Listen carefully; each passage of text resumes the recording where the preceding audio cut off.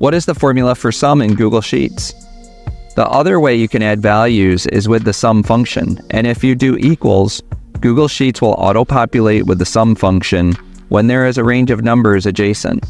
But in order to find the sum, you could also go up here to the Insert menu, then Function, and Sum is the very first one because it's the most popular formula in Google Sheets.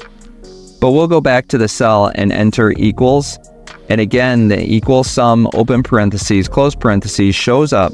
So in order to learn more about it from Google, you can use the drop-down and read it here in the About.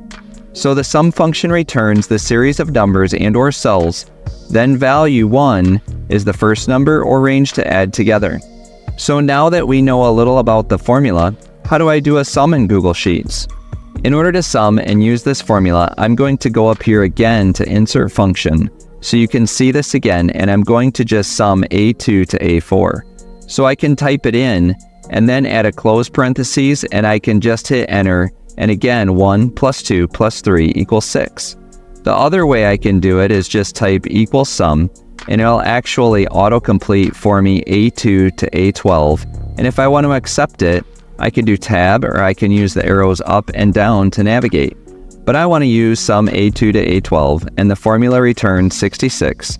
And here's my formula, equals sum, open parentheses, A2, colon, A12, close parentheses. To continue learning in Google Sheets, watch this video next.